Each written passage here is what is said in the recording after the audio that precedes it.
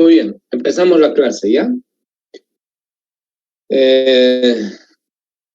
Nuestro tema número 1.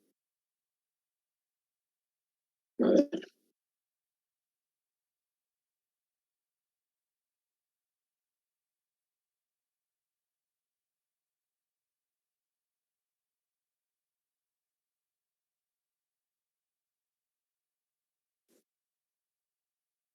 Bien, nuestro tema número 1, introducción a la investigación de operaciones. Esta es una unidad eminentemente teórica, pero al final vamos a hacer algunos ejercicios para modelar algunos problemas, ¿ya? Pero básicamente esta es una materia teórica, pero no menos importante. Entonces, ¿cuál es el objetivo de aprendizaje de esta unidad? Es que ustedes, al finalizar el tema, puedan definir y tener un concepto acerca de la investigación de operaciones.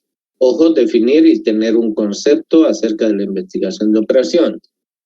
Definir definiciones es lo que ya nos transmiten la distinta bibliografía, y concepto es lo que uno forma a partir de esas definiciones, es más personal. Deben ser capaces de relatar los antecedentes históricos para el nacimiento de la investigación de operaciones. Deben diferenciar lo que es un fenómeno, perdón, estoy diciendo mal, no es diferenciar. Deben explicar qué relación hay entre fenómenos y modelos. Deben comprender los modelos de investigación de operaciones, que eso es lo que vamos a ver básicamente.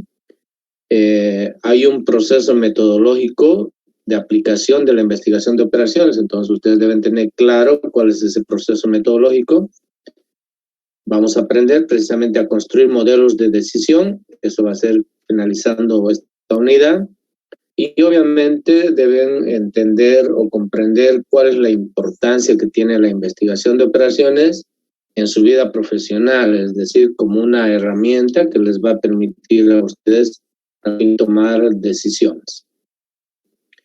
Muy bien, los contenidos los vamos a ir desarrollando, no hay necesidad de mostrarlos, los vamos a desarrollar.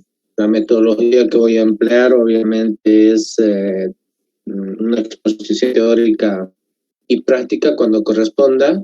La bibliografía a la que ustedes pueden recurrir, yo les voy a mandar un libro, ya les dije, un libro digital, pero cualquier libro de investigación de operaciones sirve. Aprovechando, yo todavía no he creado el aula virtual ni he mandado la información, espero hacerlo por favor hasta este fin de semana y hasta antes de la próxima clase, ¿ya? Les comunicaré oportunamente. A ver, faltan 2 minutos.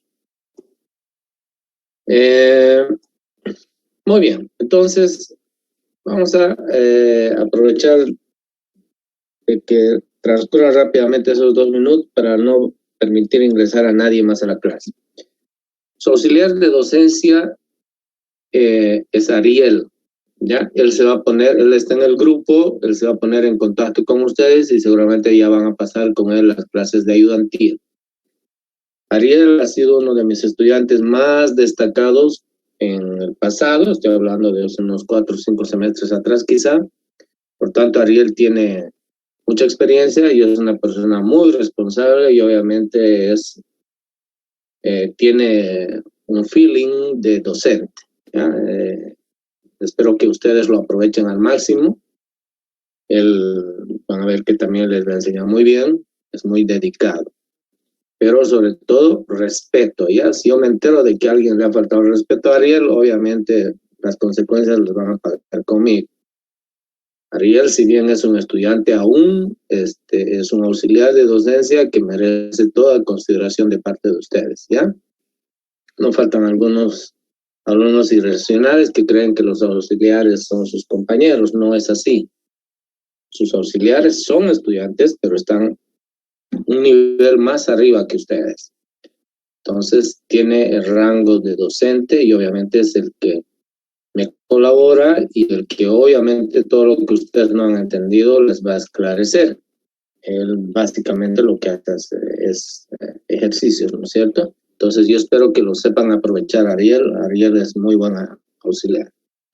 Ariel Almendras. Entonces ya ustedes, ¿cómo se llama? Se van a poner en contacto con él, ¿ya? Muy bien, entonces nadie más entra a la clase, no aceptamos a nadie más, por favor, nadie intente entrar. Bien.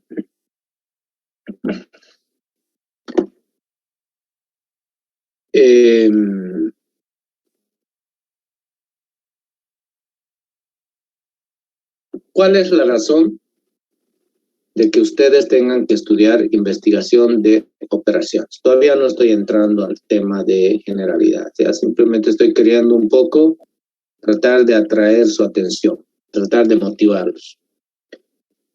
Bueno, ustedes están estudiando ingeniería industrial y obviamente entre las funciones del ingeniero industrial está que en algún momento él tiene la posibilidad de ser jefe o de ser gerente de algún departamento, de algún área dentro de una empresa, o ser gerente general de la empresa.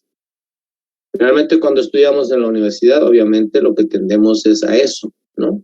El estudio universitario me permite tener más capacidad, por tanto, si voy a salir al mundo laboral, debo siempre pretender ser jefe, gerente.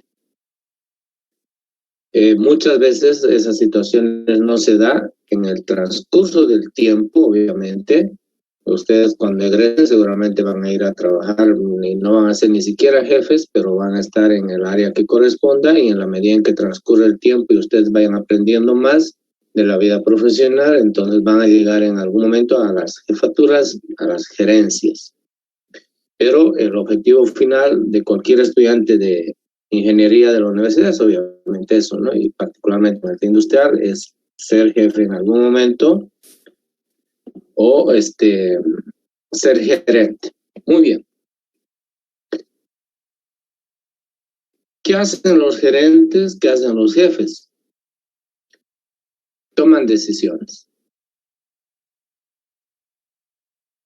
Quiere decir que esta asignatura que se llama investigación de operaciones, que son 1 y 2, conmigo están llevando la 1, después van a llevar la 2, tiene absolutamente mucho que ver con lo que es la toma de decisiones. Pero la toma de decisiones ¿respecto a qué? Respecto de la administración de los recursos de la organización.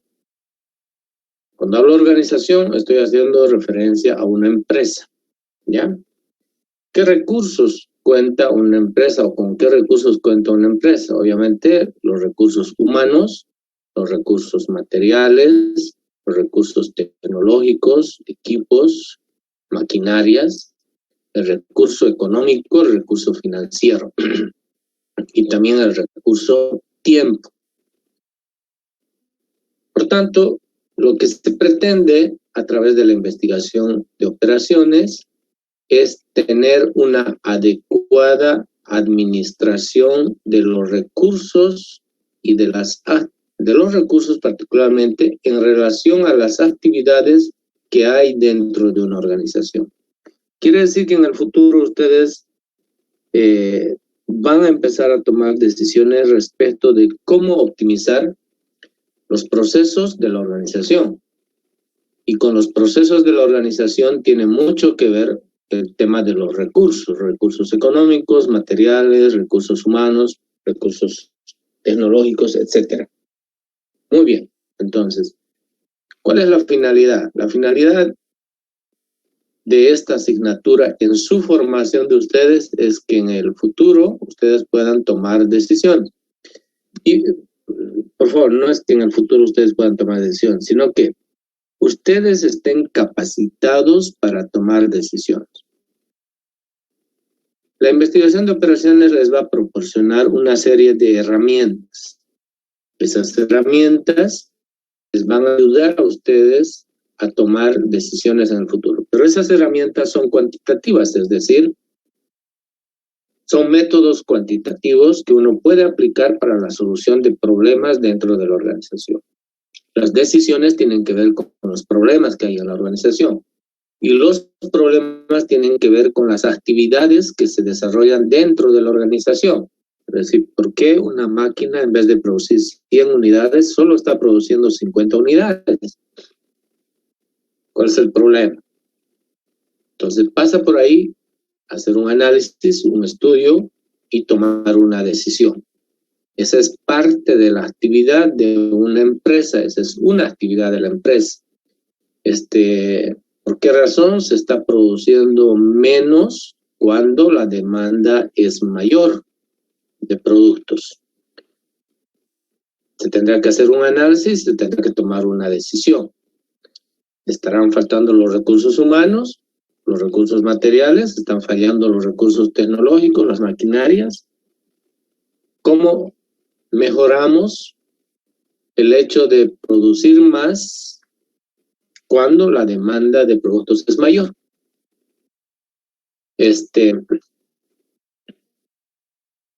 ¿Cuál es la razón de que en la empresa hayan tantas colas de clientes o tantos clientes esperando ser atendidos por el cajero o esperando ser atendidos por los vendedores?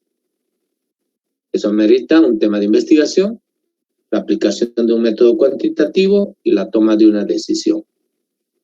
Entonces, ustedes están aprendiendo investigación operativa 1 y 2, o van a aprender, para que en el futuro ustedes tengan algunas herramientas que les permitan tomar decisiones respecto de los recursos que dispone la organización y que estén relacionados con las actividades que se desarrollan dentro de la organización. Hay investigación de operaciones 1 e investigación de operaciones 2. ¿Por qué 1 y 2? No tiene que ver, obviamente, porque el tema de investigación de operaciones es una ciencia muy amplia, por tanto hay que, un solo semestre no es suficiente, pero además de ello es importante ver que en investigación de operaciones 1 nosotros vamos a estudiar modelos cuantitativos o métodos cuantitativos determinísticos. Y cuando lleguen a la investigación operativa 2, ustedes van a estudiar modelos cuantitativos o métodos cuantitativos probabilísticos. Esa es la otra razón de por qué se divide en 1 y en 2. Y después más adelante ustedes mismos se van a dar cuenta por qué los métodos cuantitativos se llaman determinísticos y por qué se llaman probabilísticos.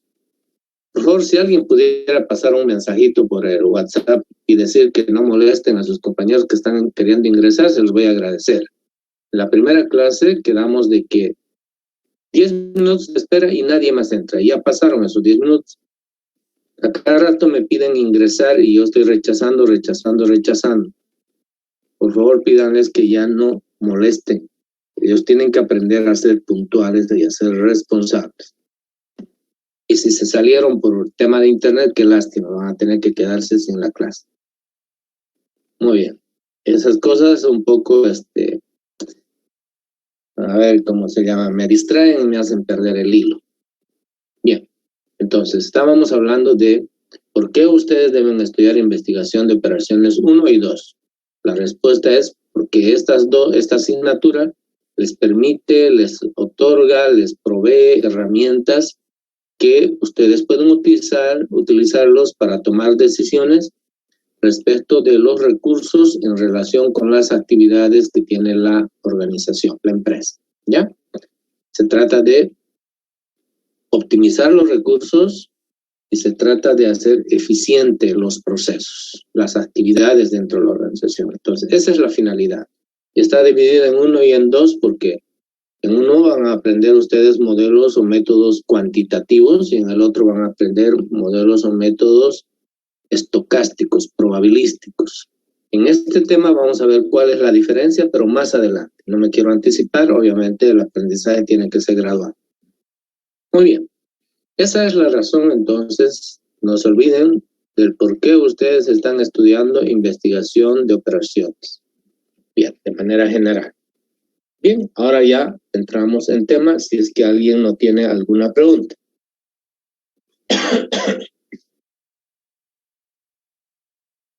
Muy bien, entonces, entramos en tema.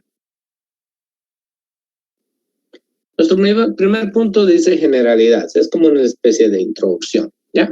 Entonces ahí ustedes están viendo, pero yo voy a hacer explicación y lo mejor obviamente es que ustedes escuchen la explicación y le entiendan. Muy bien. A ver, la humanidad ha pasado por una serie de procesos desde su aparición sobre la faz de la Tierra hasta la actualidad. A eso es lo que se llama la evolución y la revolución del pensamiento humano, ¿sí?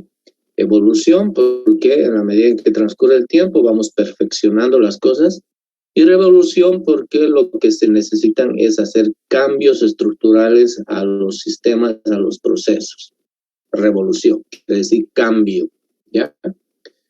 Y obviamente en este caso la humanidad ha estado todo el tiempo tratando de mejorar en todo sentido, ¿no? Entonces el pensamiento humano ha ido evolucionando y en algún momento ha revolucionado. Ya vamos a ver en qué momento. Quizá para nosotros la etapa más crucial, digamos, de este desarrollo de la vida humana sobre la faz de la Tierra es lo que se llama la revolución industrial. Hay un antes y un después.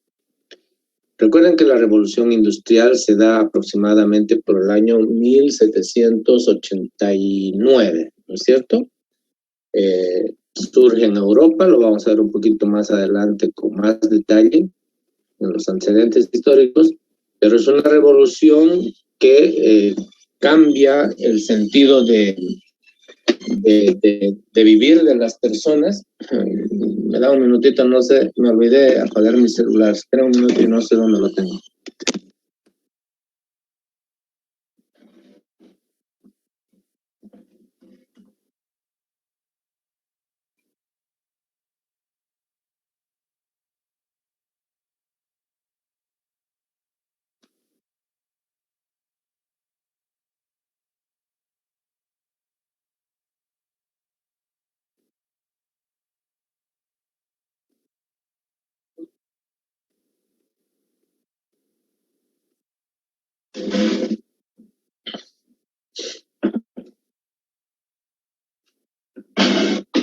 Mil disculpas.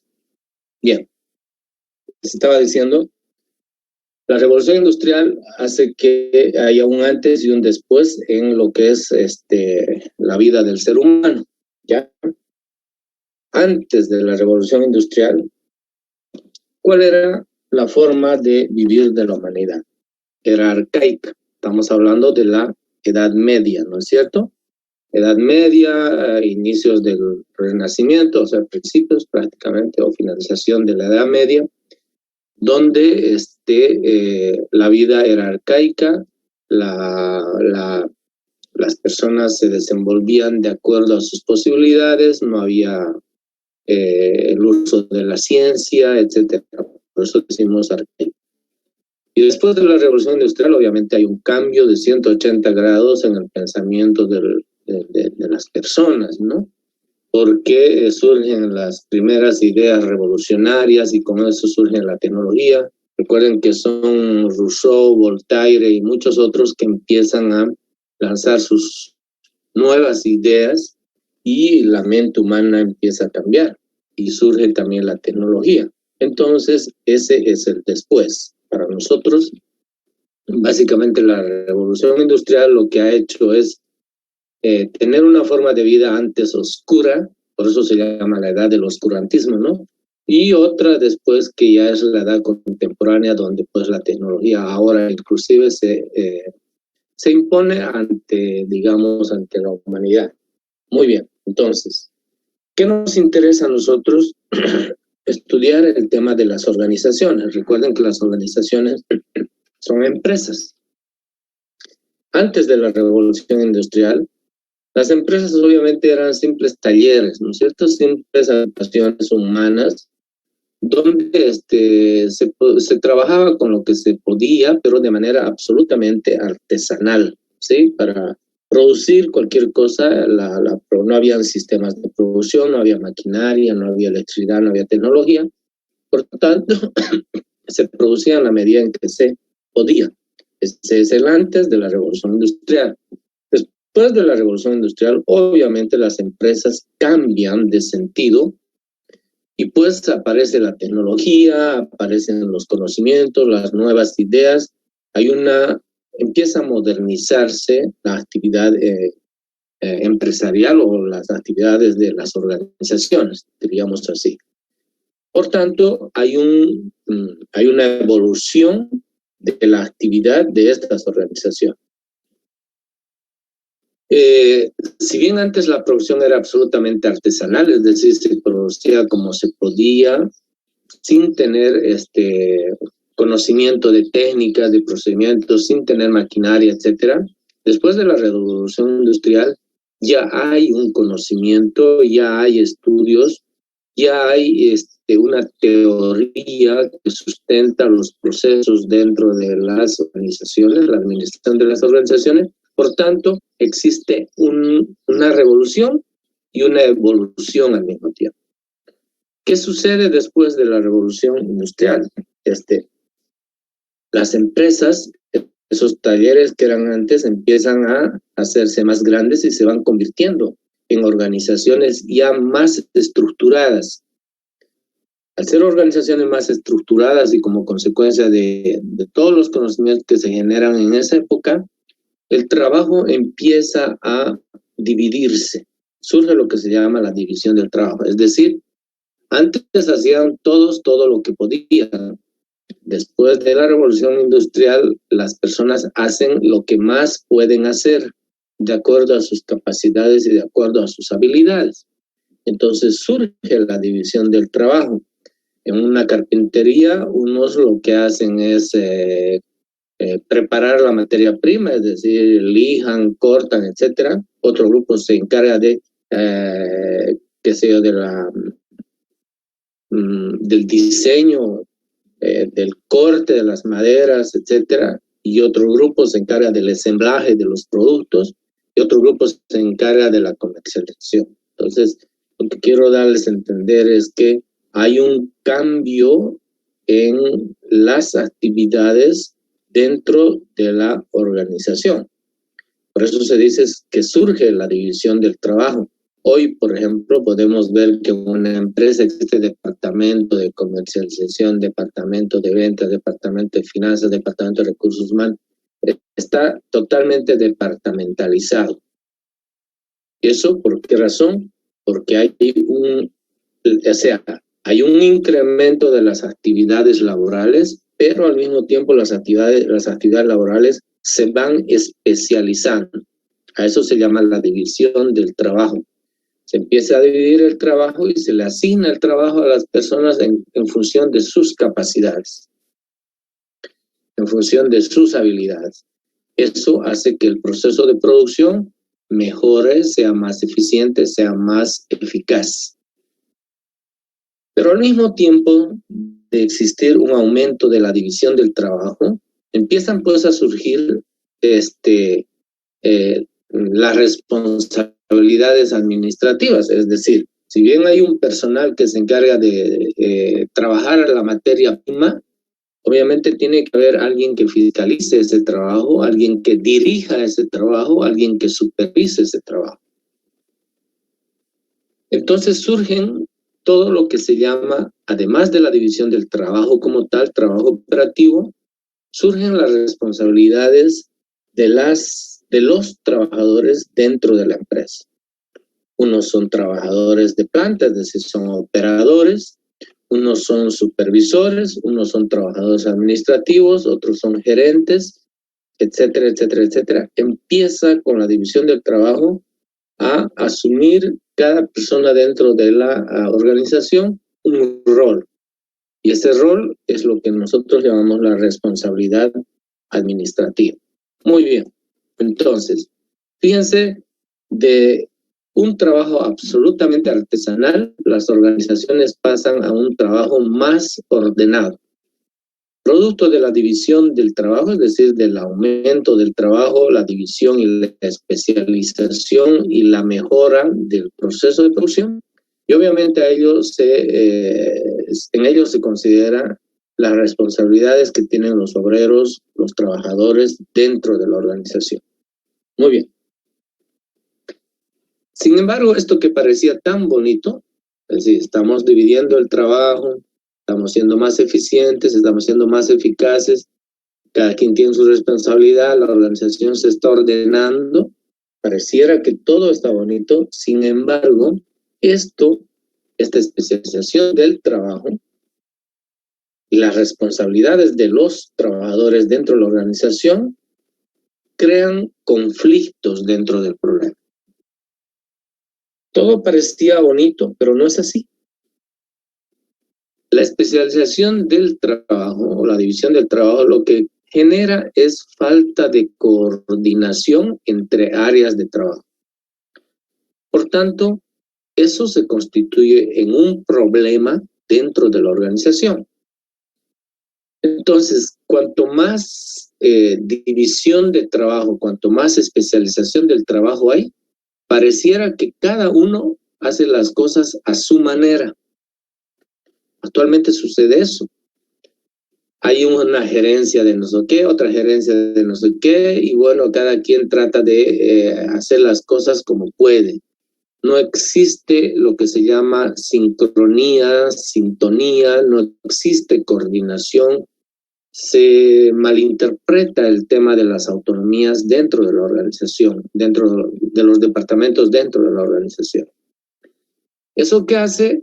Eso lo que hace es que los departamentos, las áreas de trabajo dentro de los departamentos, no tengan la misma visión, no tengan la misma misión, no tengan los mismos objetivos con que fue creada la organización. A eso se llaman conflictos de intereses y esos son los problemas que surgen dentro de la organización. Entonces, cuando, por ejemplo, un departamento no tiene coordinación con otro departamento, hablemos, por ejemplo, del departamento de ventas y el departamento de finanzas. Si en el departamento entre ambos departamentos no hay una coordinación de sus actividades, entonces quiere decir que existen problemas dentro de las actividades de la organización. Porque no pueden no coordinar. Las ventas y las finanzas tienen que ir de la mano. Las ventas, los vendedores, en otras palabras, los vendedores, tienen que coordinar con el área de finanzas el tema de los precios, el tema de los descuentos, el tema de los plazos de pago, los intereses por ventas a crédito, etcétera, etcétera, etcétera. Hay un montón de cosas que tienen que ser coordinadas. Inclusive el departamento de ventas puede planear vender cierta cantidad de unidades en el siguiente periodo, en el siguiente mes, pero esas unidades van a depender del departamento de finanzas, porque si el departamento de finanzas no posee el dinero suficiente, entonces no se podrán vender todas esas unidades y solo el 50%. Entonces no sé si ustedes logran entender. Si no existe una vinculación, una coordinación, una relación entre un departamento y otro departamento, lo que se generan son problemas. Y esos problemas simplemente son consecuencia de los conflictos de intereses que hay dentro de los departamentos. Por tanto, cada departamento pierde la visión, pierde los objetivos, pierde la misión, pierde de vista la misión, la visión y los objetivos que tiene la organización como tal, ¿ya? Eso genera problemas. Y esos problemas lo que hacen es, son un óbice para el buen desarrollo de las actividades. Eso quiere decir que si hay esos problemas, las actividades dentro de la organización se tornan más complicadas y eso definitivamente lo que hace es afectar a el costo de la organización. Estamos hablando en términos de dinero, pero también puede afectar a la imagen de la organización, ¿ya? Entonces, La especialización del trabajo, la división del trabajo y las responsabilidades que adquieren los trabajadores dentro de la organización, si bien fue algo fantástico porque logró que la empresa se ordene de la época antes de la revolución industrial a la época después de la revolución industrial, trajo consigo este tipo de problemas. Ahora bien, esos problemas son mucho mayores cuanto más grande es la organización, pues, ¿no? Significa que si la organización es más grande, hay muchas más actividades, hay muchas más secciones, muchos más departamentos, por tanto los conflictos se hacen mayores y los problemas se acrecientan. ¿Qué significa que estos problemas se acrecientan? Definitivamente, si no existe una, ¿cómo llamaríamos?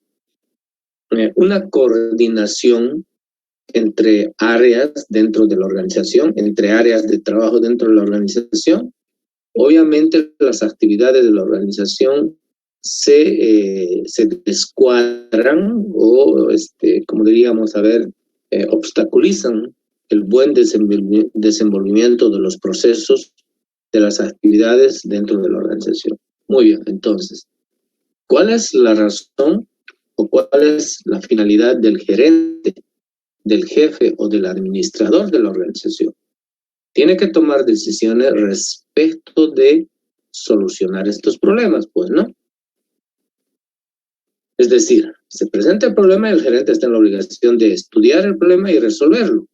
Darle una solución. Darle una solución pasa por tomar una decisión. Y tomar la decisión significa utilizar técnicas, procedimientos, métodos cuantitativos que resuelvan el problema. Por tanto, este ambiente, esta situación que se ha generado o que se genera dentro de las organizaciones, es el ambiente ideal para la aplicación de la investigación de operaciones. Es ahí donde surge la necesidad de tener un departamento de investigación de operación y obviamente de aplicar la ciencia de la investigación de operaciones en la solución de esos problemas. Solo la investigación de operaciones puede darle una solución a estos problemas y hacer que la organización obviamente pueda funcionar de manera adecuada. Funcionar de manera adecuada quiere decir pues que obviamente va a permitir de que las actividades se produzcan con normalidad y las ganancias pues sigan creciendo para la empresa.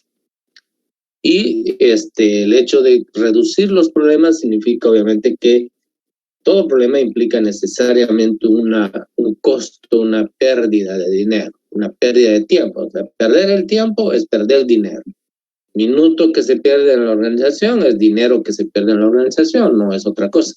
Entonces, de lo que se trata, obviamente, es de tratar de minimizar los problemas y eso implícitamente supone minimizar los costos de la organización y obviamente minimizando los costos de la organización, pues lo que se quiere, lo que se tiene son las mayores utilidades o las máximas ganancias para la organización, ¿ya? Entonces, ¿qué quiero decir?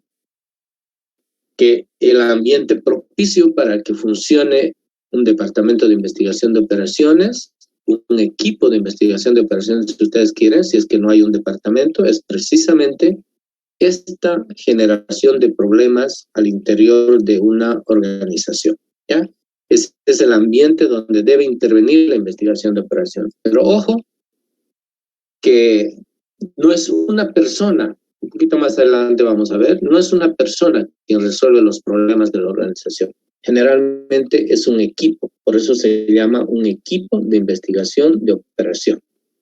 Este equipo, ¿qué es lo que hace? Utiliza métodos cuantitativos, utiliza técnicas, utiliza procedimientos, utiliza la investigación científica o el método científico para resolver los problemas, darle una solución, tomando decisiones correctas. Muy bien.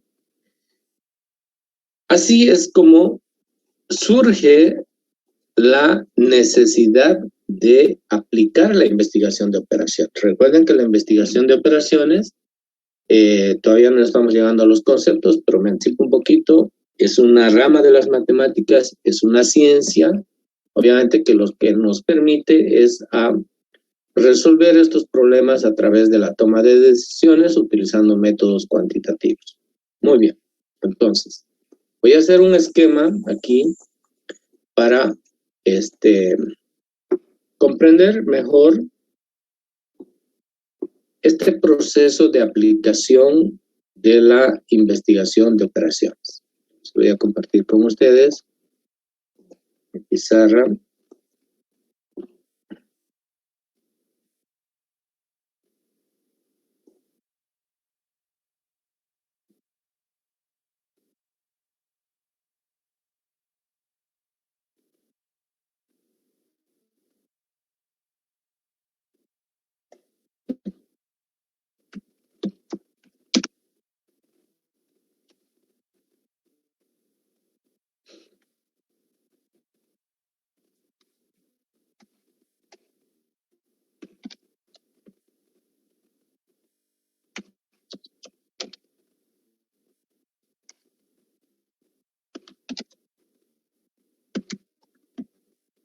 Muy bien, ese es nuestro tema.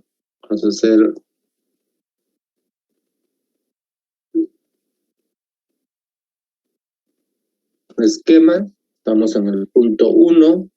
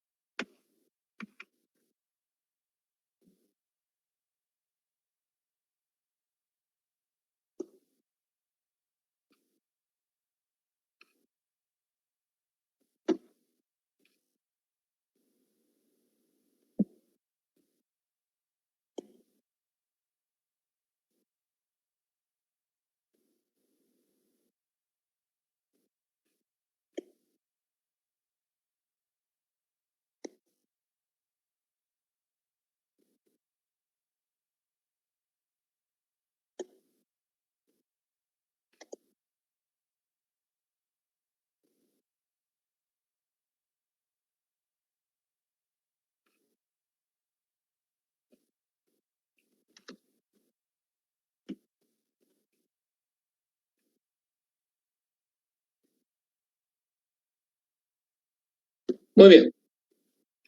A ver, rápidamente les hice unos esquemas. Bueno, por si acaso yo os voy a pasar esa documentación que estamos mirando, el plan de clases, y ahí dice esquema 1, ¿no es cierto? Ese es el esquema 1. No les he pasado todavía, por favor, me disculpen, les voy a pasar. Esto es un poco para hacer la explicación. Muy bien. Estamos en el tema de generalidades. Esto es todo lo que hemos explicado hace unos momentos, ¿no? Hay una división del trabajo, hay una responsabilidad, mejor dicho, surgen las responsabilidades administrativas y eso genera la especialización del trabajo. Aquí me falta, lo que me falta es esto, por favor, un minutito.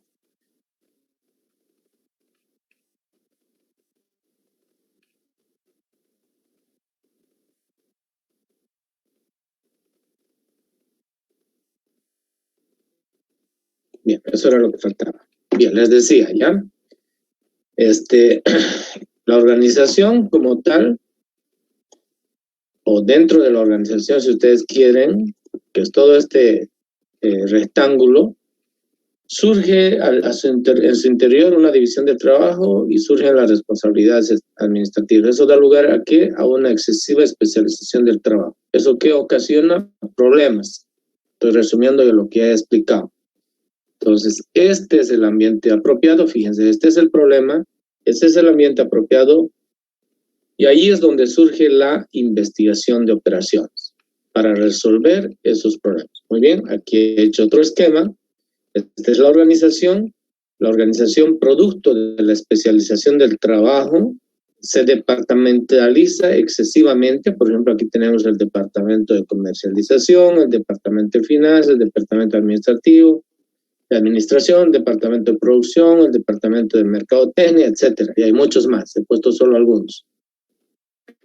Pero fíjense, la organización es el rectángulo negro y esa organización tiene una misión, una visión, unas metas y unos objetivos que pueden ser de corto o de largo plazo, es decir, objetivos operativos o pueden ser objetivos estratégicos, no importa, pero toda la organización, fíjense, la flecha está indicando el sentido que debería tener la misión, la visión, las metas y los objetivos. Pero miren, el departamento de comercialización es el único que tiene en el mismo sentido. Quiere decir que el departamento de comercialización está en concordancia con la misión, visión, metas y objetivos de la organización. No así el departamento, por ejemplo, de administración, que está en contrarruta. Fíjense, está en sentido contrario. El sentido de la flechita quiere decir que está opuesto a lo que tiene como misión, visión, la objetivo, la empresa. Quiere decir que este departamento, su misión, su visión, sus metas, sus objetivos están en contrarruta. Lo mismo del departamento de finanzas, está en otro sentido, del departamento otro más o menos que se parece a este y este también está en otro sentido. Pues las flechitas lo que están indicando es, por ejemplo, el departamento de administración tiene su misión, su visión, sus metas y sus objetivos en contrarruta a la misión, visión, metas y objetivos que tiene la empresa. ¿Qué deberían tener todos? Todos estos departamentos deberían tener el mismo sentido de esta flechita, es decir, igual a este. Todos deberían estar apuntando al mismo lado. Quiere decir que todos deberían estar en estrecha vinculación con la misión, la visión, las metas y los objetivos de la organización. Cuando eso no sucede, es cuando surgen los problemas. Por eso he puesto en un círculo problemas, y esos problemas obviamente es esto que está referido acá. ¿Ya? Los problemas se dan precisamente por el conflicto de intereses que existe dentro de la organización. Ese conflicto de intereses tiene que ver precisamente con esto, con la misión, visión, metas y objetivos, porque en la misión, la visión, están establecidos lo que el departamento debe hacer dentro de la organización. Este está en concordancia, perfecto, pero este otro no. Este está en contrarruta. Eso lo que hace es generar esos conflictos de intereses dentro de la organización. Esos conflictos de intereses generan problemas. Y esos problemas son precisamente los encargados de resolver a través de un equipo de investigación de operaciones, ¿no? Es ahí donde nace la necesidad de la investigación de operaciones como ciencia. Muy bien, esa es la razón de ese esquema. Muy bien, continuamos. Entonces, voy a volver a mi plan de elección y continuamos. ¿Ya? Ahí está. Esquema 1 dice, eso es lo que acabo de hacer. Bien. Ahora, ser gerente, ser jefe, ser administrador, básicamente pasa porque debe resolverse los problemas. O sea, quien resuelve los problemas es el gerente, es el administrador, es el jefe. Pero, obviamente, la solución de los problemas no pasa por tomar una decisión a priori en base a lo que él piensa, digamos, ¿no? Lo que necesita el gerente, el administrador, el jefe, es utilizar una serie de técnicas, de procedimientos, de métodos cuantitativos para poder identificar el problema, ¿no es cierto? Estudiar el problema y luego darle una solución, pero utilizando el método científico. Eso quiere decir que se debe utilizar necesariamente métodos cuantitativos. Más adelante vamos a ver algunos enfoques respecto a los gerentes, pero lo que quiero decir acá es que básicamente gerenciar quiere decir resolver problemas. Y resolver problemas es a través de la toma de decisiones.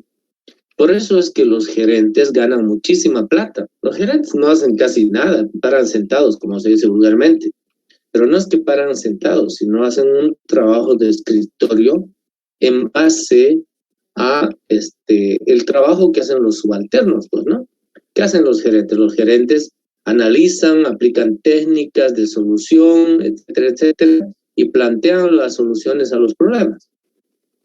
Dependiendo del desempeño de un gerente, está pues el buen desempeño de la organización, así que la organización sea eficaz en el mercado. Entonces, por eso es que un gerente gana muchísima plata. A veces uno dice, el sueldo de 20 obreros es el sueldo de un gerente, pero es que la responsabilidad es muy grande del gerente. Entonces, para ser gerente no puede ser cualquier persona gerente, a menos que sea el dueño de la empresa, ¿no? Que se mete de gerente general. Y bueno, hace todo lo que puede en base a su experiencia, pero actualmente las organizaciones ya no actúan en base a su experiencia. Ahora tenemos una tecnología que nos, ¿cómo se llama? Que nos define la ruta a seguir, definitivamente. Entonces los gerentes no pueden estar exentos de ello. Entonces, ser gerente necesariamente pasa por resolver problemas. ¿Y cómo se resuelven los problemas? A través de la toma de decisiones. ¿Y cómo se toman decisiones? Utilizando métodos cuantitativos, técnicas, procedimientos cuantitativos, utilizando el método científico para resolver los problemas. ¿Ya? Muy bien. Dice también de que este tema del conflicto de intereses, de los problemas dentro de la organización, ahora es mucho mayor. ¿Por qué? Porque ahora el cambio dentro de las organizaciones es excesivamente rápido. Es decir, el mundo, el entorno se desenvuelve de una manera demasiado o excesivamente dinámica. Es decir, todo cambia muy rápido. Si todo cambia muy rápido, es posible que algunas soluciones, algunas decisiones dejen de ser efectivas y se conviertan en obsoletas en el corto tiempo. Entonces, el gerente debe tomar en cuenta también el tiempo o la relación de tiempo respecto de la decisión que se toma, ¿ya? Entonces, como el mundo hoy es muy dinámico y la actividad dentro de las empresas también es muy dinámica, es muy cambiante, es decir, y ese cambio está condicionado al avance de la tecnología básicamente, entonces las organizaciones hoy deben funcionar básicamente y adecuarse a la tecnología, ¿no? ¿Qué significa adecuarse a la tecnología? Pues ahora no hay empresa que no trabaje con computadoras. La empresa más niche trabaja con computadoras. No hay forma. Muchos de ustedes seguramente cerca de su barrio tienen alguna venta que llamamos, alguna tiendita, ya tiene su computadora ahí para manejar sus inventarios y para manejar sus ventas, sus precios, etcétera, ¿sí? Entonces no hay forma de eludir ya una computadora. De empresas donde no hay computadora definitivamente no se trabaja, no hay forma, es imposible en estas circunstancias, ¿ya? Eso ha hecho obviamente que el avance de la ciencia y la tecnología condicione la supervivencia de las empresas, ¿no? Y la realización de las actividades dentro de la empresa. Entonces la empresa en un mundo tan dinámico necesita pues adecuarse y utilizar métodos cuantitativos para resolver sus problemas. ¿Qué quiere decir eso? Que todo es tan cambiante que no se pueden tomar decisiones solo porque el gerente o el jefe cree que debe ser así, sino que se tienen que aplicar técnicas. Por eso está la investigación de operaciones que nos proporciona estas herramientas, estos conocimientos para poder resolver los problemas. ¿Ya? Muy bien, aquí quiero hacer un paréntesis para comentarles algo. Yo trabajaba en Valtra. Valtra es la empresa que vende los tractores amarillos, más implementos, pero todo lo que es amarillo es la única empresa que vende todo lo que es amarillo para el sector agrícola. En esa empresa yo trabajé durante 19 años, hasta el año 2015, 31 de diciembre, y he pasado por una serie de etapas, ¿no? Ingresé a la empresa como asistente del asistente de gerencia financiera. Y obviamente fui escalando a medida que transcurría el tiempo y llegué a ocupar inclusive 2 gerencias, ¿ya? Eso obviamente se consigue trabajando mucho y aplicando esto de los métodos cuantitativos. Yo recuerdo que cuando ingresé a esa empresa, se publicó en el periódico, lo estoy hablando del año 1987, hace muchos años. Se publicó en el periódico una convocatoria, y en la convocatoria decía, se necesita asistente para la gerencia financiera, no necesariamente titulado, pero que tenga como experiencia haber sido auxiliar de docencia. Yo vi ese anuncio en el periódico y me presenté al examen. Me presenté al concurso, ¿no? Y me presenté porque yo era auxiliar de docencia y todavía no me había titulado, estaba creo en el 10º semestre, no me había titulado. Pero yo era auxiliar de docencia y era auxiliar de docencia estadística. Siempre fui ayudante de estadística, la única materia que fui ayudante toda mi vida. Me presenté y fueron una serie de etapas, de procesos, hasta que finalmente gané y entré a trabajar en la empresa. ¿Por qué duré tanto tiempo en la empresa? Duré 19 años en la empresa. Porque yo lo hacía todo en base a un método científico. Es decir, nada al azar, nada producto de lo que podría ser. Aplicaba todo lo que había aprendido en la empresa. Gracias a Dios, ingeniería industrial es una de las carreras más lindas y que le da las mayores herramientas para desempeñarse en la empresa. Apliqué todo, desde métodos de trabajo, desde costos, contabilidad, todo. Entonces, el manejo de los métodos cuantitativos, el manejo del método científico, hace que la persona pueda crecer lo más que pueda, ¿ya? Entonces, en el transcurso del tiempo, como dije, entré de pinche y terminé en la administración, pero en todo ese tiempo uno va ganando experiencia. Al ganar experiencia, obviamente, si uno utiliza bien lo que le han enseñado en la universidad, le va bien. Lo contrario, obviamente, significa que si estás trabajando y no sabes, recién te vas a poner a estudiar para resolver los problemas en la organización, obviamente vas a salir más rápido de lo que entraste. Entonces, aquí lo que quiero transmitirles es que la formación en la universidad por ustedes a partir del 5º semestre para arriba debe ser bien absorbida, es decir, ustedes lo tienen que tomar muy en cuenta porque esas van a ser sus herramientas de trabajo. Si ustedes no aprovechan bien esto que sus profesores les enseñan, la verdad que muchos alumnos pasan por pasar la materia y se quieren titular sin saber nada, y cuando llegan al trabajo no saben qué hacer, o finalmente no encuentran trabajo porque no tienen las condiciones. Es una muy mala decisión de parte de ustedes. Entonces ustedes lo que tienen que hacer es, a partir del 5º semestre tienen que empaparse, digamos, con lo que les enseñan los profesores. Obvio que hay profesores que enseñan bien, hay profesores que enseñan mal, hay de todo en la vida, pero para eso también está uno mismo, ¿no es cierto? Si el profesor me enseña mal, pues hay libros, están los ayudantes, hay una serie de formas de poder encauzar, enderezarse en la vida.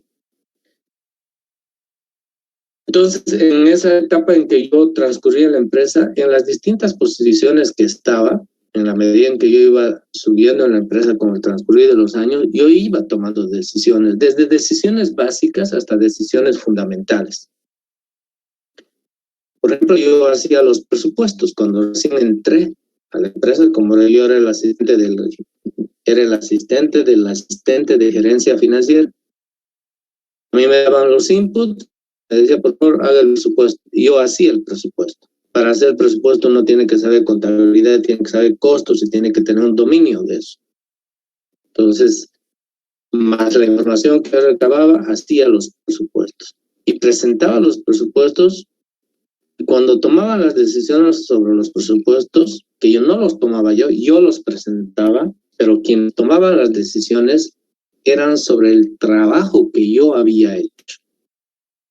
Desde luego, no siempre lo que uno hace es perfecto. Entonces se analiza, se dice, pero esto no debería ser así. A ver, tiene razón. Entonces se cambia. Pero esto no debería ser así. No, porque no puede ser. Entonces, no sé si lo que quiero transmitirles es que desde el momento en que uno empieza a trabajar, empieza a tomar decisiones.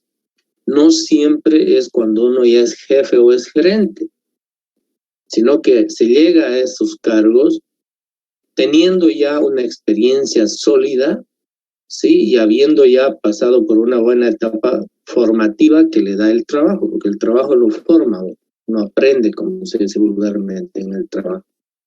Entonces, pero la toma de decisiones no es necesariamente en ese nivel. Uno toma las decisiones desde abajo. Desde que hice un presupuesto, las decisiones las estaba tomando yo. Y mi superior me podía validar la decisión o no. Si me la refutaba, obviamente estaba yo equivocado. Entonces había que adecuar, había que cambiar. O sea, pues nada de lo que uno hace es perfecto, ¿no es cierto? Pero al final yo estaba tomando decisiones, estaba contribuyendo a la toma de decisiones final. Cuando ese documento llegaba a la gerencia, el gerente miraba, revisaba los argumentos, y lo aprobaba. Y si no lo aprobaba, te decían, no, esto no me parece, a ver, revisen. Entonces volvíamos a revisar, pero al final se aprobaba. Entonces, solo aplicando los conocimientos que uno adquiere en la universidad, se puede fortalecer el trabajo de uno.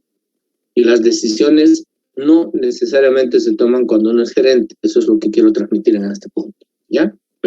Se toman desde el momento en que uno empieza a trabajar. Yo supongo, nunca he trabajado en un área de producción, por ejemplo. Supongo que en el área de producción, por ejemplo, si se va a producir un lote de productos, el auxiliar o el encargado, que no es el jefe de producción, seguramente tiene que hacer pues una estimación de materiales, de insumos, tiene que hacer una estimación de, no sé, de todo, ¿no? Entonces, fíjense, pero eso pasa porque está tomando decisiones. Pero esas decisiones no son unilaterales, ojo. El encargado de producción tendrá que coordinar con el por ejemplo, de almacén. Tendrá que saber si en el almacén hay esos productos o no hay. Y el encargado de almacén tendrá que ver con finanzas, pues no, porque si no hay, habrá que comprar. Y habrá que ver de dónde vienen los recursos. O habrá que ver cuál es el mejor precio de compra. Entonces, todas las actividades en la organización están concatenadas. Hay una serie de niveles, hay una serie de relaciones, y a esas actividades es que nosotros le llamamos operaciones. ¿Ya? Por eso se llama investigación operativa o investigación de operaciones. Se llaman operaciones, porque antes de tomar una decisión, obviamente hay que analizar, hay que estudiar, de ahí viene lo que es investigación. Y obviamente más adelante vamos a ver la parte histórica, que es de donde realmente nace la investigación de operaciones, pero está relacionado estos términos, ¿ya? Con lo que son actividades, operaciones. Muy bien, entonces, eso yo quería transmitir de lo que fue mi experiencia en la vida laboral. Bien, ahora, escuchen bien. Para tomar decisiones, acá básicamente habla del gerente. Para tomar decisiones, obviamente, uno puede utilizar distintos enfoques. Y básicamente hay tres, no hay más enfoques, ¿ya? Y los vamos a ir viendo uno por uno. Las decisiones pueden pasar por utilizar un enfoque convencional. ¿Qué quiere decir enfoque convencional? Es aquel gerente, aquel jefe, aquel tomador de decisiones que lo hace en base a su experiencia. Está convencido de que así es. Por tanto, esta no es una buena forma de tomar decisiones actualmente, ¿ya? Porque basados en la experiencia que uno tiene, obviamente podría dar lugar, mejor dicho, a decisiones erróneas. Las decisiones erróneas se traducen en dinero, en costo, en pérdidas de dinero, ¿ya? Entonces, no es la forma más adecuada de tomar decisiones, pero existen. Hay gerentes, hay jefes que están años en la misma función. Entonces ya se la saben, ya lo saben por su experiencia y pueden tomar decisiones convencionales, es decir, basados en su propio criterio, en su propia experiencia, basado en todo el tiempo que han estado ahí. Eso no es malo, ¿ya?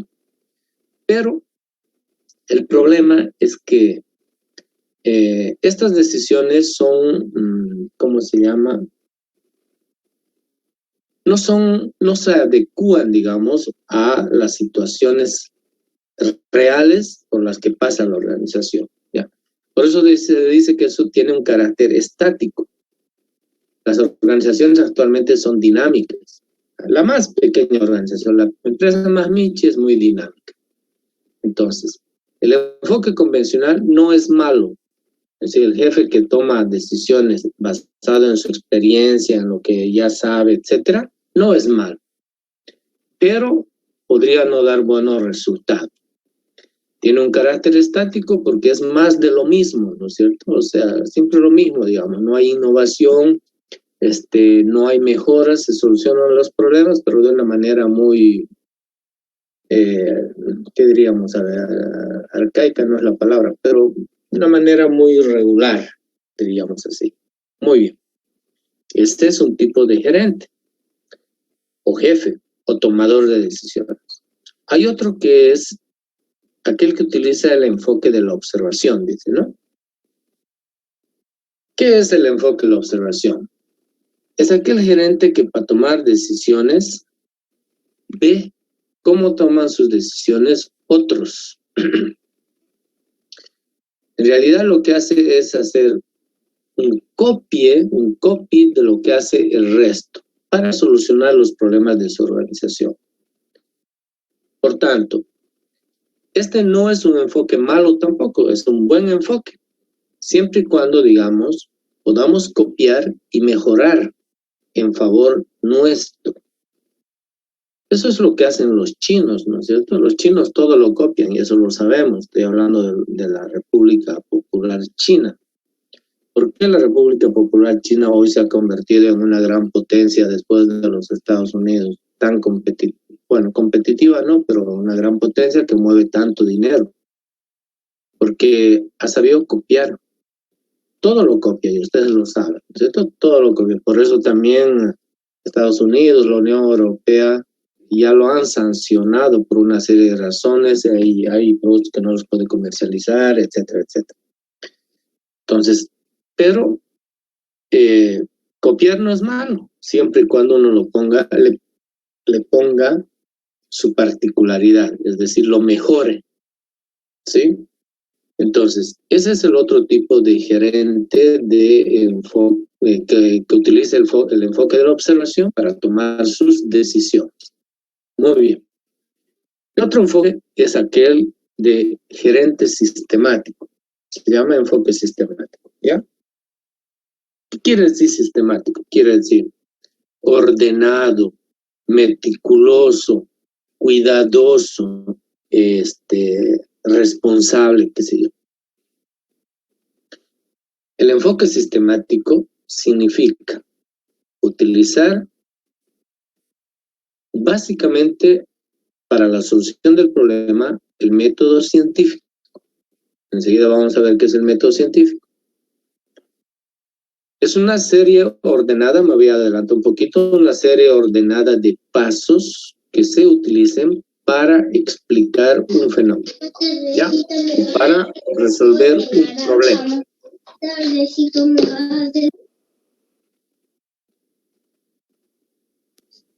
Tengan cuidado con su micrófono, por favor. Muy bien. Entonces, un gerente sistemático, ¿qué hace? Aplica todos sus conocimientos, sus fundamentos teóricos, utiliza métodos cuantitativos, utiliza modelos matemáticos, utiliza técnicas, utiliza procedimientos, pero basados fundamentalmente en el método científico, que empieza con la observación, pasa por la experimentación, la validación y la toma de decisiones. Entonces, es bueno que en el futuro todos ustedes, en su vida profesional, laboral, utilicen este tercer enfoque, que es el enfoque sistemático. Eso les va a dar muy buenos resultados. Ese es el enfoque que yo utilicé y a mí me dio muy buenos resultados.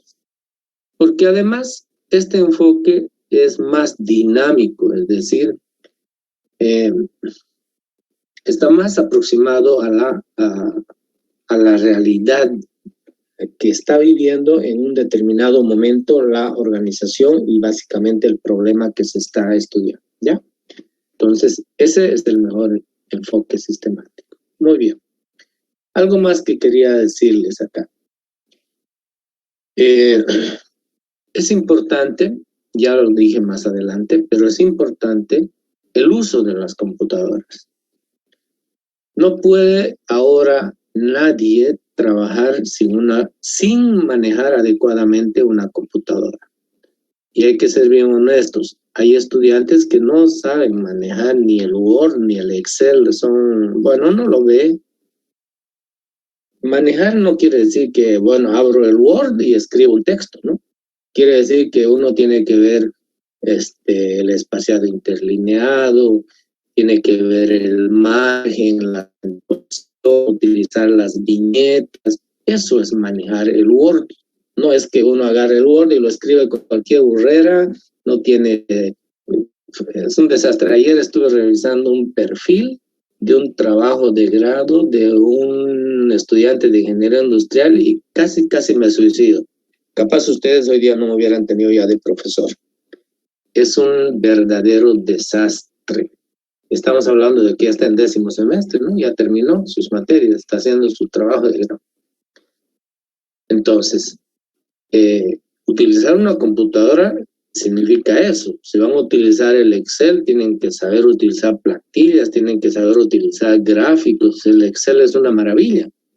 Pero el Excel lo utilizamos para hacer sumas y restas, lamentablemente. Eso no va a ayudar en una empresa.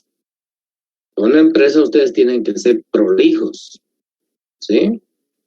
Hasta la ortografía importa en una empresa. Yo quiero serles honesto a ustedes cuando a veces me tocó hacer revisar, digamos, la documentación de postulantes a la empresa. Y entre las pruebas, una prueba que les tomaba era una prueba de redacción, una prueba de lectura. Y cuando veía horrores ortográficos, yo los descartaba, ni por si acaso. Entonces, no tiene que ser uno bueno simplemente como ingeniero. Tiene que saber escribir, tiene que saber redactar un informe, tiene que saber expresarse, porque ese ingeniero alguna vez va a estar enfrente del directorio de la empresa. Imagínense con horrores ortográficos, presentando una diapositiva con horrores ortográficos, una barbaridad, o presentando un documento escrito en Word sin ninguna estética. Entonces, a eso es lo que se llama sistemático, a tener un orden, a tener un esquema, ¿sí? A hacer las cosas bien, ¿ya? Y actualmente, pues, no podemos ya trabajar sin computadoras. Yo recuerdo, por ejemplo, que en la empresa todos estábamos trabajando y de pronto, ¡chum!, se cortaba la electricidad. Es decir, se cortaba porque había, pues, un corte general. Y si el corte duraba 1 hora, 2 horas, 1 o 2 horas, los trabajadores estábamos sentados sin hacer absolutamente nada. Como se dice vulgarmente, estábamos rascándonos. ¿Por qué? Lamentablemente ya nadie puede trabajar sin computadora. Todo está en la computadora, la información, todo, básicamente todo. Hasta los vendedores, ¿no es cierto?, tienen una computadora a su lado. Nadie puede estar sin computadora, no hay puesto de trabajo que no tenga computadora. Hasta en el taller mecánico hay computadoras. ¿Por qué? Porque en el taller mecánico hay unas 4 o 5 computadoras donde los mecánicos van y absuelven sus dudas, ¿no? Si quieren reparar el cigüeñal y tienen dudas, entran y bueno, entonces no sé si me entienden. Imagínense un corte de energía eléctrica, no se puede. Pues, si no funcionan las computadoras, ¿qué vamos a hacer? No funciona el teléfono, qué sé yo, un montón de cosas. Entonces, fíjense cuán importante es la tecnología. A eso quiero referirme. Entonces, sin tecnología y sin métodos cuantitativos, no podemos tomar decisiones dentro de la organización. Muy bien. ¿Preguntas?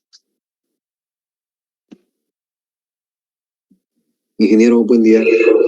Sí, buen día, adelante. En los 3 que nos mostró más arribita, en el sistemático, sí, en los enfoques, para el sistemático sí o sí debe pasar primero por el de observación. Claro que sí. El método científico dice eso, ¿ya? Vamos a ver más adelante, por favor, el método científico. El método científico no es nada más que una sucesión de pasos ordenados que empieza con la observación, pasa por la experimentación y la validación. ¿De qué? De estudiar problemas y tomar decisiones, ¿ya? El método científico nos permite explicar el comportamiento de los fenómenos. Para los ingenieros, de los fenómenos físicos, químicos, etc. Pero para nosotros, esos fenómenos son los problemas que hay en la organización.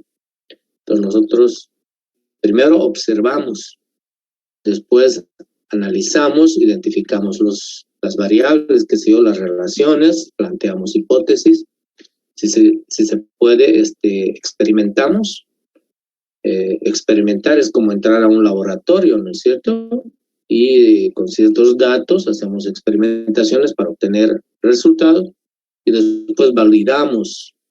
Y después de validar, recién nosotros explicamos el problema. Es decir, surge una teoría, surge un teorema, surge una acción, pero que ya está explicando el fenómeno, el problema, en nuestro caso. Necesariamente el método científico, si no es aplicado, obviamente estamos ya dentro de lo que es el enfoque convencional, pues, ¿no? O en el enfoque de la observación. Otra pregunta. Gracias, ingeniero. Ok, compañero. Bien, no hay más preguntas.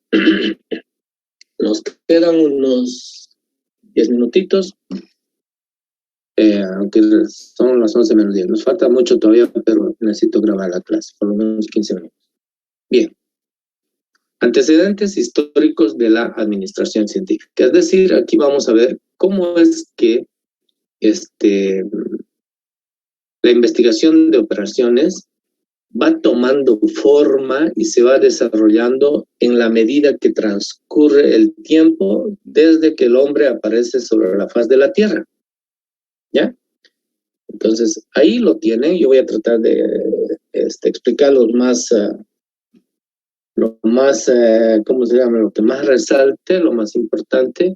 Ustedes obviamente lo pueden leer y después lo pueden leer también en el libro que les voy a mandar. Pueden investigar por cuenta suya. ¿A dónde quiero llegar con esto? Quiero llegar al hecho de que cómo es que nace, cómo es que surge la investigación de operaciones como ciencia y que es hoy parte de las matemáticas. ¿Ya? Muy bien. Dice, la administración nace con la necesidad del ser humano de satisfacer sus necesidades y organizarse para subsistir. Cuando el hombre aparece sobre la faz de la Tierra, obviamente tiene necesidades. Esas necesidades se traducen en comida, ¿no es cierto?, vestimenta, techo. Inicialmente, estamos hablando de cuando aparece el hombre sobre la faz de la Tierra. Por tanto, ¿qué es lo que hace el hombre? El hombre lo que tiene que hacer es agruparse, organizarse para poder subsistir, porque solo no puede. Entonces ahí dice, por ejemplo, unos 10.000 años antes de Cristo, ¿no es cierto? Las personas o los habitantes sobre la faz de la Tierra eran nómadas. Eran grupos pequeños de personas que vivían en un lugar y luego se trasladaban a otro lugar y luego se trasladaban a otro lugar. ¿Con qué finalidad? Obviamente con la finalidad de subsistir. Y la subsistencia dependía de las condiciones, pues obviamente del lugar donde se encontraban asentados. Entonces, donde estos señores llegaban a asentarse, realizaban actividades agrícolas, actividades pecuarias, es decir, la crianza de algunos animales, la plantación de algunos productos para que ellos puedan comer. ¿Sí? Eran actividades básicamente agrícolas y de manejo de la ¿cómo se llama? La caza, básicamente. No estoy equivocándome, con los nómadas no criaban nada, cazaban, ¿cierto? Pero esas sus necesidades los obligaba a organizarse en pequeños grupos. Organizados en mayor grupo de personas, entonces ellos podían satisfacer sus necesidades de manera más eficaz, ¿no es cierto? Unos se dedicaban a recolectar frutos, otros se dedicaban a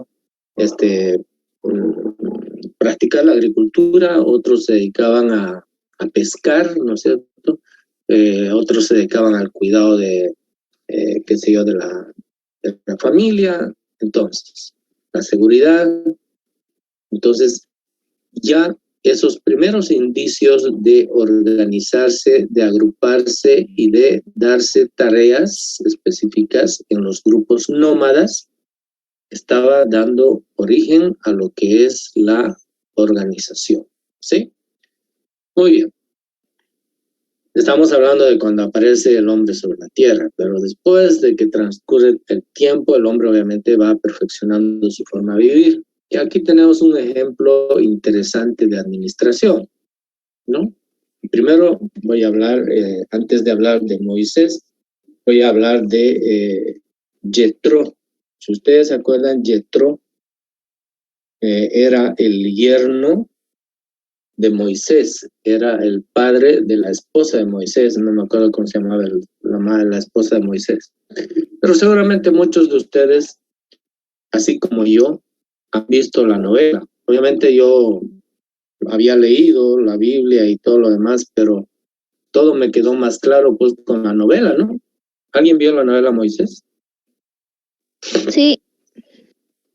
Esa novela, por ejemplo, aunque unos dirán, ay, pero novelero el profesor, no. Una cosa es mirar, ¿no?, Moisés, y una cosa es ver esas novelas truchas venezolanas, mexicanas, o últimamente nos han inundado las, ¿cómo se llaman estas novelas? Coreana. Peruana. No. Turca. Exacto, señorita. Esas novelas turcas que son un desastre de novela, ¿no? Una barbaridad de novela. Obviamente, pues Moisés había que mirarlo. Yo jamás me perdí un capítulo. ¿Por qué? Porque pues uno aprendía, ¿no? Lo que sabía, uno empezaba a decir, bueno, qué poco sabía. Y ahí pues en esa novela ustedes habrán podido ver, lo habrán podido ver a don Jethro. ¿Qué era don Jethro en esa época? El viejito ese que era el papá de la esposa de Moisés. Era el hombre más importante de esa zona. Lo que hacía era criar ovejas, le sacaba la lana a las ovejas y hacían tejidos. Recuerden que Jethro tenía como 6 o 7 hijas, todas mujeres. Entonces todas se dedicaban a tejer, a hilar, a hacer tejidos, ¿no? Ellos eran los que vendían los tejidos en toda esa región y los vendían a los reyes, qué sé yo. Entonces, Jethro lo que ya estaba en esos momentos era practicando lo que es la actividad empresarial, pues era un empresario. Obviamente ese término no existía, pero obviamente era un gran empresario. Era el hombre más rico de esa época, dado que él y su familia producían obviamente los tejidos, y eso lo hemos visto en la novela, ¿no es cierto? Muy bien, entonces fíjense, es un antecedente ya de cómo de a poco las nociones, las ideas de administración iban surgiendo sin saber exactamente de lo que estaba haciendo, Jethro, por ejemplo, era una administración de una organización, de una empresa. Muy bien. Después viene Moisés. ¿Por qué Moisés fue un gran administrador? Recuerden que Moisés era el que diseñaba los palacios, las esfinges de los egipcios. Y eso también lo hemos visto en la novela. Y eso nosotros en la lectura de la Biblia no lo encontramos. O si lo encontramos, pasa así que ni uno se da cuenta, nadie se da cuenta de quién fue Moisés, ¿no? Moisés también fue un gran administrador, porque si estamos hablando de diseñar las esfinges de los egipcios, las construcciones, etcétera, pasaba obviamente por la administración de los recursos humanos, de los recursos materiales, de los recursos. Obviamente en esa época no había dinero, pero obviamente había una administración de recursos humanos, materiales y tiempo, ojo. Entonces, Moisés, con toda la parte bíblica, la parte religiosa que nosotros sabemos, fue un gran administrador. Ahí tienen muchos antecedentes. Habla, por ejemplo, en el Antiguo Egipto, dice, todos los faraones, a cual mejor, querían dejar un legado sobre la tierra, ¿no es cierto? No por ello tenemos, qué sé yo, las pirámides, etcétera. Una serie de cosas que nos han dejado los egipcios, que hoy la ciencia no los puede explicar cómo es que ellos pudieron hacer esas cosas, ¿no? Hemos llegado al extremo de decir que eran los extraterrestres. Bueno, no son teorías, ¿no? No es que sean ciertos, son teorías de que los extraterrestres eran los que ayudaron en la construcción, Hay una serie de cosas, ¿no? Hay que ver el History en la televisión. Si algo hay que ver es el History 2 o el 1. Entonces uno ahí aprende mucho. Entonces, los faraones no porque eran hijos del anterior faraón, eran, ¿qué les digo? A ver, los que reinaban, sino que estos eran grandes administradores, pues, y los formaban para eso, ¿no? La misma guerra, pues, no es que ya vayan días a pelear, no es así. La guerra, necesitamos recursos humanos, recursos materiales, se necesita armamento, etcétera. Todo eso pasa por una organización, por una administración. Ellos eran los mayores agricultores, recuerden, de trigo, por ejemplo, ¿no es cierto? Los del trigo distribuían a todas las regiones que estaban alrededor de Egipto. ¿A cambio de qué? A cambio de oro, a cambio de ganado. La construcción, estamos hablando de las pirámides, etc.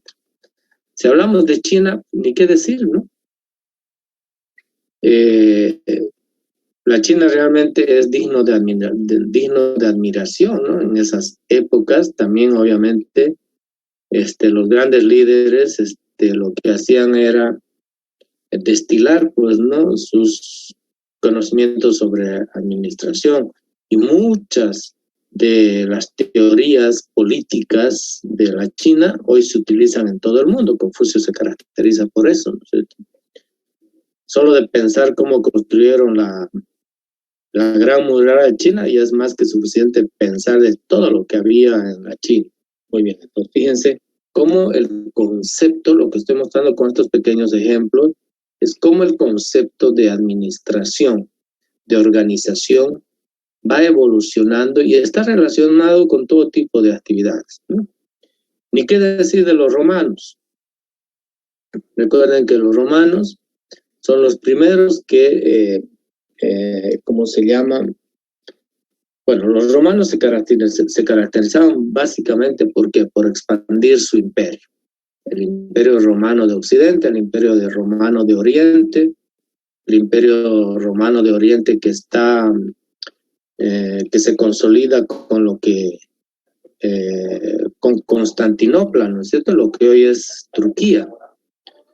Esas novelas que vemos todos los días en la televisión, ese puente que se ve, ese puente hermoso, ese es el imperio romano.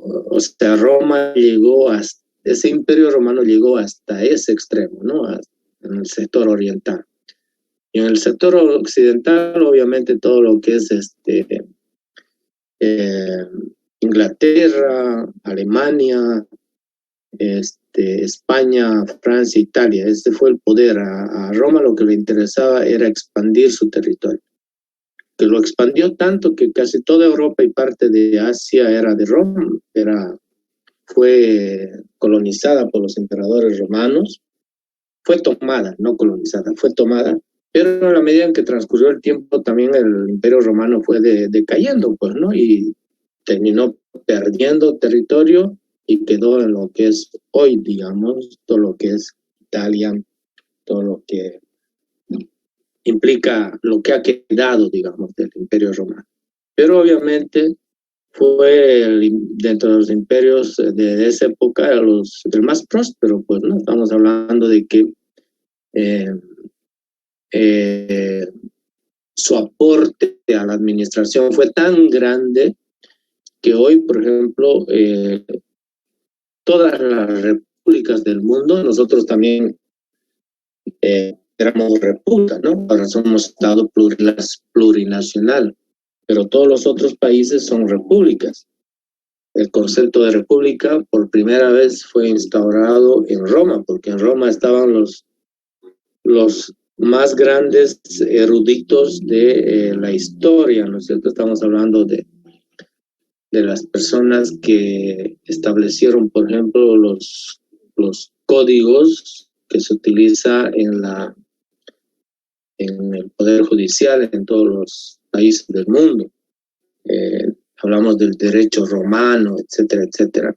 Eso en el colegio seguramente algunos han estudiado un poco, y prácticamente todo lo que es el derecho, todo lo que es la justicia, todo lo que son las leyes, tienen su sustento en eso, en el derecho romano. Entonces, fíjense cómo es que ellos también empiezan a contribuir acerca de estructurar una organización. Imagínense, para expandirse e invadir tantos territorios en Europa, tanto al oriente como al occidente, ellos pues tenían que tener necesariamente nociones de administración, ¿no? De administración de recursos humanos, de administración de recursos materiales, de recursos bélicos. Es imposible que sin esos conocimientos ellos hayan podido expandir tanto su territorio en alguna época. Y obviamente ese es el legado del Imperio Romano, que nos va de a poco también dando nociones de lo que es empresa, lo que es organización y lo que es administración. Y obviamente ahí están los griegos, ¿no es cierto?, que es otro imperio, pero que este imperio lo que hace es más aportar en el sentido humano de las personas. De ahí es que nacen estos famosos que ustedes ven ahí, que son 3, que los he citado ahí a patadas, si ustedes lo saben.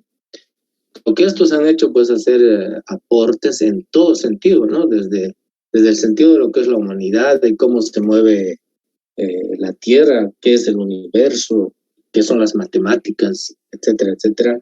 Todos esos aportes vienen de estos grandes filósofos que son de Grecia, o sea, son del Imperio Griego o son del Imperio Romano, o son de los otomanos, ¿no es cierto? El imperio, es decir, los turcos, que en esa época fueron sometidos por los romanos. Muy bien. Entonces, las nociones van evolucionando, las ideas van evolucionando a medida que transcurre el tiempo. La Edad Media obviamente se caracteriza por ser una edad del oscurantismo, ¿no? El feudalismo, es decir, había un dueño, un señor, un amo, y todos estaban a sus pies. Eso es el feudalismo, todos trabajan para una persona. Entonces el poder se centra en manos de unos cuantos y la población, la mayoría, es quien sirve al poder. Entonces, además del feudalismo, aparece lo que es la monarquía, los reyes. Ellos son los que administran los recursos de los territorios, especialmente en ¿cómo se llama?, en Europa. Y obviamente cuando empiezan a descubrir América, también intentan implantarnos, digamos, en sus sistemas. Obviamente en Bolivia, en América, vivimos el feudalismo. Cuando fueron sometidos, obviamente, la gente, los incas, los originarios de ese entonces. Entonces, esto, en la medida en que transcurre el tiempo, lo que quiero decirles es que va teniendo mayores nociones de lo que es la administración de los recursos dentro de una organización, es decir, dentro de una empresa. Entonces, aquí empiezan los talleres a convertirse, es lo que dijimos al principio, ya en organizaciones, en grupos de personas más organizados, ¿sí? El taller empieza a constituirse, a convertirse en una empresa. Entonces, sin embargo, la Edad Media quizás es la época, por eso se llama la edad del oscurantismo, ¿no? Es la época donde definitivamente lo único que interesaba era la expansión del territorio. No interesaba el bienestar de las personas, no interesaba la tecnología, etcétera, etcétera. Bueno, obviamente surge, pues, ¿no?, el Renacimiento. Estamos hablando que el Renacimiento nace aproximadamente por el año 1700, donde empiezan a surgir las primeras ideas de estos grandes pensadores, ¿no? El Renacimiento, por eso se llama la época de la Ilustración, es decir, empiezan a surgir las nuevas ideas y el mundo da un giro de 180 grados. De lo que era un feudalismo, un oscurantismo, pasamos a una época donde renace, por eso se llama Renacimiento, ¿no es cierto? Renace la humanidad con nuevas ideas, surge la tecnología, cambia la economía, etcétera, etcétera, ¿no? Y eso se consolida, obviamente, con la Revolución Industrial. ¿Quiénes son los responsables, diríamos así, o los generadores de esta etapa ilustrativa? Son los más importantes, son Montesquieu, ¿no? Rousseau, Voltaire, Diderot. Hay muchos otros, pero esos son los más importantes que con sus nuevas ideas hacen que cambie la forma de ver el mundo por las personas. Entonces empiezan a surgir las invenciones, empiezan a aparecer la tecnología y obviamente se consolida esto con la Revolución Industrial. La Revolución Industrial, el punto más alto de la revolución industrial es 1789. Pero obviamente la revolución industrial empieza antes y empieza obviamente en Inglaterra. No sé si ustedes recuerdan las Olimpiadas del año 2000, a ver, no recuerdo, las Olimpiadas del año 2012, si mal no recuerdo, se realizaron en Inglaterra y la inauguración de esas Olimpiadas fue espectacular. A ver, vamos a contar 2020, 2016, 2012, correcto. Porque en el 2020 las Olimpiadas tenían que realizarse en Japón y se van a realizar este año, ¿no es cierto?, por el tema de la pandemia. Las Olimpiadas son cada 4 años. Antes del Japón, no recuerdo en qué país fue, y antes de ese país creo que fue en Atenas, el 2016. El 2012 fue en Inglaterra. Brasil, ingeniero. Brasil, ingeniero. Fue, ¿no? No, Brasil, en Río. Ah, qué barbaridad. Sí, en Brasil.